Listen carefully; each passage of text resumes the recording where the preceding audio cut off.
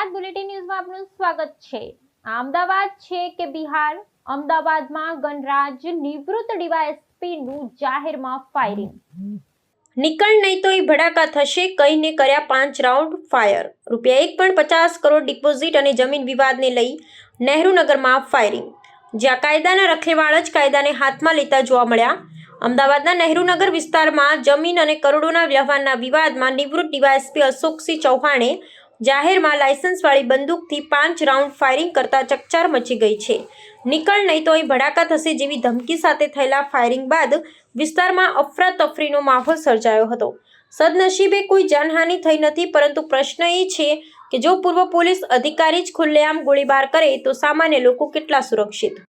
આમાં જે બનાવ ફાયરિંગનો બન્યો છે એ જગ્યાના વિવાદમાં થયેલો છે અને ફાયરિંગ જે કરનાર છે એ અશોકસિંહ ચૌહાણ રિટાયર્ડ ડીવાયએસપી છે।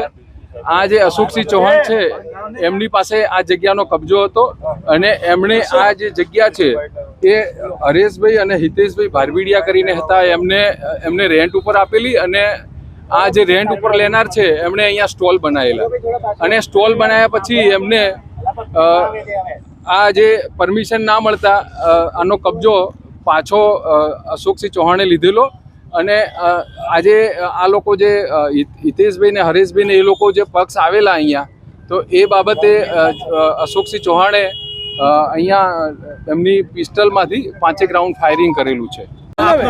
મારું નામ રૂપા વ્યાસ છે। રૂપાબેન, શું આખી ઘટના બની, કેવી રીતે આ જુઓ? આખી ઘટનામાં તો એવું છે કે અહીંયા વિનસ ગ્રાઉન્ડમાં નાના સ્ટોલ બનાવવાના હતા, નાના સ્ટોલ કે ખાણીપીણીનું બજાર કે પછી ફૂડ બજાર અને કપડાનું માર્કેટ ચાલુ કરવાનું હતું। એટલે મેં પણ એક સ્ટોલ રાખ્યો હતો, પણ પછી છેલ્લા ઘણા સમયથી લોકો કામ નહોતું ચાલુ કરવા દેતા। એટલે હું અહીંયા રોજ આવું કે ભાઈ તો તમે લોકો પૈસા લીધા છે, હવે કામ કેમ ચાલુ નથી કરવા દેતા? પણ એ ભાઈ એવું કહે છે કે થશે, પણ હવે આજે એવું થયું કે ભાઈની ઉપર બી જે ભાઈ છે જેણે પૈસા દબાયા છે, પૈસા એરો આ લોકોને નથી આપતો, સુમિતભાઈ, અમિતભાઈ અને મુન્નાભાઈને। એટલે આજે એરો પૈસા પણ લઈ લીધા છે અને અહીંયા કામ પણ ચાલુ કરવાની ના પાડે છે અને આ લોકોએ એને પૈસા આપ્યા છે આ અહીંયા સ્ટોલના બધું બનાવવા માટે। એટલે તમને શું વાત કરી હતી પહેલા, ત્યારબાદ તમે પૈસા આપ્યા, આખી વિગતે થોડી વાત કરો। મને અહીંયા એમણે એવું કીધું કે અહીંયા તમે ઇન્વેસ્ટ કરી શકો છો, અહીંયા જેવું એસજી હાઈવે માર્કેટ છે નહેરુનગર માર્કેટ, એવું જ માર્કેટ અહીંયા પણ કરવાનું છે। એટલે મેં અહીંયા ઇન્વેસ્ટ કર્યું હતું કે ભાઈ હું પણ ઇમિટેશન જ્વેલરીનું કરવાની છું, એટલે મેં અહીંયા ઇન્વેસ્ટ કર્યું। પણ પછી છેલ્લા ઘણા સમયથી અહીંયા કામ જ બંધ કરાવી દે।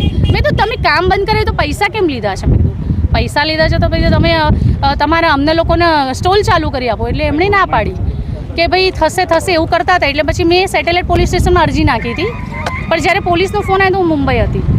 પછી પાછી હું આવી અને પછી આજે બી હું પોલીસ સ્ટેશન જ જતી હતી, એટલામાં આ ઘટના બની, હું અહીંયાથી જ નીકળી।